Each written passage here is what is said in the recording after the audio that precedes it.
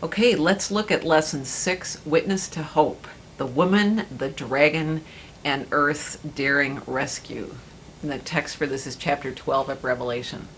Obviously, we're now skipping over some chapters of Revelation. We can't look in detail at each chapter of the book, so hopefully you could apply some of the principles from the 7 seals vision to the 7 trumpets that are in chapters 8 and following, if you want to look at that section. But now we're in the middle, the very middle of the book of Revelation, and what is certainly the strangest chapter in the whole thing. 12 and 13 both are full of dragons. You could call it kind of Dungeons and Dragons. I mean, it's very deeply symbolic and can't possibly be taken literally. And where you can see that most of all is the first word of chapter 12, a great sign or portent. The Greek word is semeion here. It's symbolic language. It's not literal. A sign appears in heaven, and it's this woman clothed with the sun, with the moon and stars at her feet, and she gives birth to this child.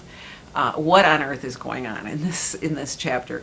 It's deeply symbolic. Most scholars would say that it's a flashback. Again, it's not predicting something that's going to happen, but it's rather sort of telling in deeply spiritual and symbolic terms what has happened in Jesus' birth and crucifixion and resurrection, how the world has been changed by this. So it's showing it at a very, very deep level, what Jesus' victory means. So Revelation portrays this in a variety of ways. You have this story of the woman giving birth to the child who's about to be eaten by a dragon, but then they're snatched up to heaven and rescued.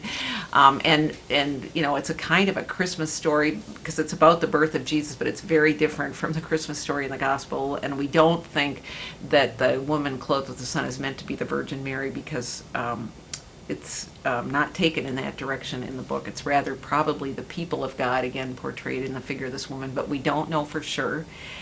And then sandwiched into that story is this story of this war in heaven, Michael and the angels defeating Satan and Satan getting kicked out of heaven. And you're like, what's going on here? What's Satan doing in heaven in the first place? I mean, this is very odd imagery here. So just try not to get bogged down in it. Read it. I think it's spiritual truths that are being depicted here. And so let me sort of lay out a few of those and what I think is most important here.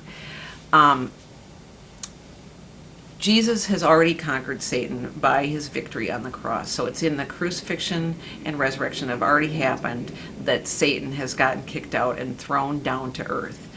And then, so what happens in that scene then is Satan gets thrown down to earth. And you don't have to talk about a literal kind of battle in heaven and a literal Satan figure that's now prowling the earth.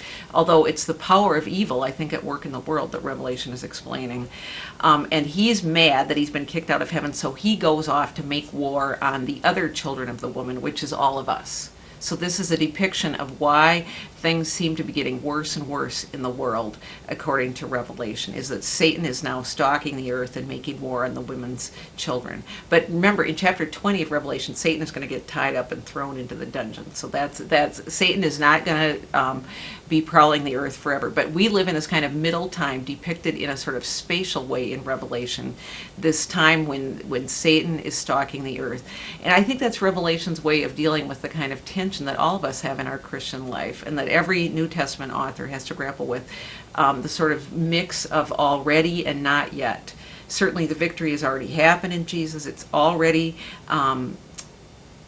Jesus is the first fruits of the resurrection we all will experience. So the victory is already won, but there's also a sense of not yet. We don't live in the world yet, as we know that God is going to fully bring about to perfection and fulfillment. So we live in this kind of in-between time, and Revelation depicts this in chapter 12 in this kind of spatial way.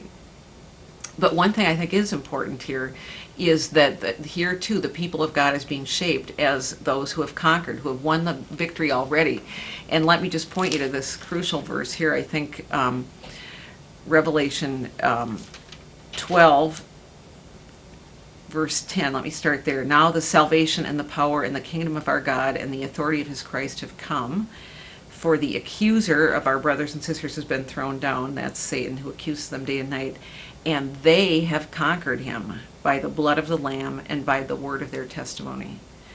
This is pretty amazing stuff to say that we have conquered Satan. I mean, certainly Jesus has conquered Satan most of all, but that we participate as conquerors. And this again is that Greek word Nike or Nikon that we've looked at in the earlier chapters, that we conquer Satan, and that John is showing the Christian community that even though they feel powerless, they should know that they've already conquered Satan in two ways: by the blood of the Lamb, that is, by clinging to the faith in Jesus, who is the Lamb whose blood has been shed, and then by the word of their testimony. That's the second way, and that's a pretty amazing thing, that John thinks this idea of witness or testimony that Christians are called to do, and each one of us is still called to do, has some kind of power over evil in our world.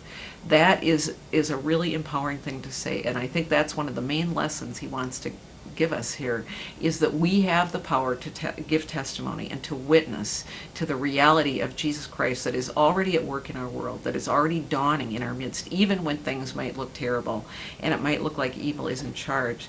We need to give our testimony, our courageous testimony of how, no, it's already a world as ruled by God, and the amazing power of the Lamb.